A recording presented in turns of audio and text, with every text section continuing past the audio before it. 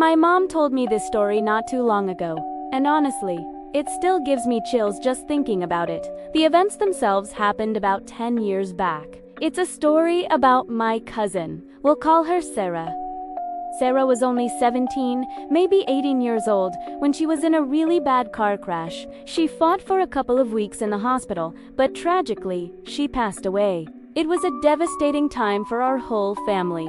We weren't a family that really talked about or believed in anything paranormal. We were very down to earth, and things like ghost stories were just that, stories. Nothing like this had ever happened to us before, which is probably why it hit so hard when it did. Now, Sarah was incredibly close with my dad's sister, our aunt. Let's call her Aunt Carol. Sarah absolutely adored Aunt Carol's kids, who were very young at the time, no older than 4. She was their go-to babysitter, always over at their house, playing with them, taking care of them.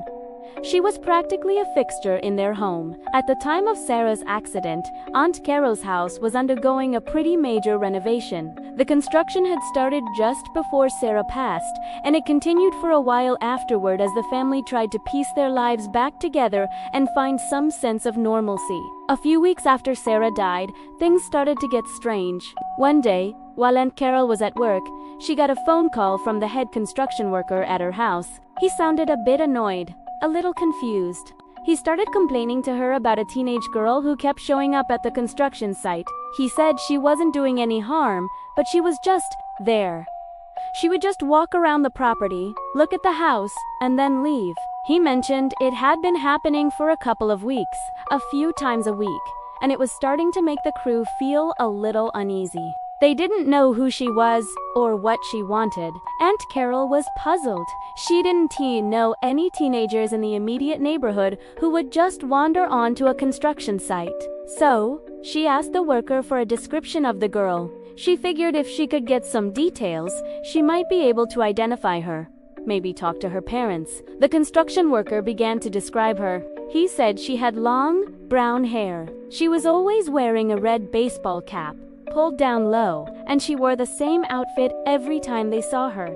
A pair of denim dungarees or overalls and a white jacket. As my aunt listened to this description over the phone, a cold feeling washed over her. Every detail was an exact match. It was Sarah's signature look.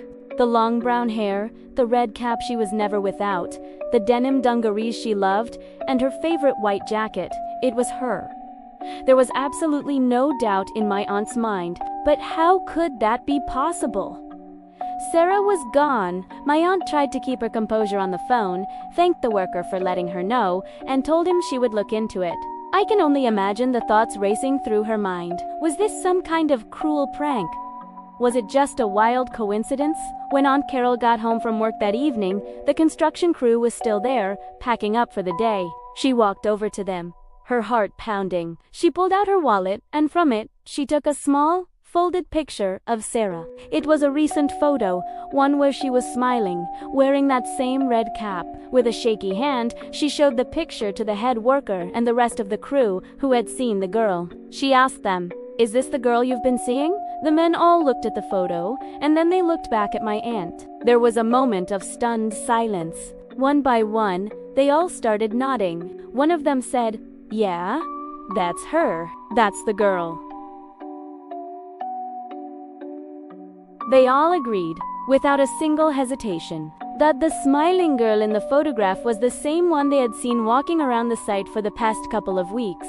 My aunt then had to explain to these strangers that her niece, the girl in the picture, had passed away several weeks ago. The color drained from their faces. They were spooked, to say the least. They packed up their tools in a hurry and left for the day, clearly unsettled by what they had just learned. That night, my aunt told my dad, and eventually, the story made its way through the family. When my mom finally told me, I was completely freaked out. Like I said, we were never a family that believed in ghosts or spirits. The idea of something paranormal happening to us was just unthinkable. But this wasn't a story from a book or a movie. This happened to my aunt, to my family, and it wasn't just one person who saw her. It was a whole crew of construction workers, men who had no connection to our family, no reason to make something like this up. Thinking back on it, it's both heartbreaking and strangely comforting. Sarah loved that house. She loved her little cousins who lived there. It felt like she was just checking in, making sure the place she loved was okay.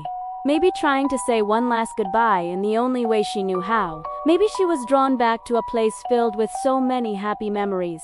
The construction was changing the house, and perhaps she just wanted to see it one more time. It's a story that has completely changed my perspective on what might be possible after we're gone. It's a sad, beautiful, and deeply personal ghost story that belongs to my family, and it makes me believe that maybe, just maybe, the people we love are never truly that far away. Thanks for listening to my family's story. If you have any similar experiences, I'd love to read them in the comments. Don't forget to subscribe for more strange and true stories.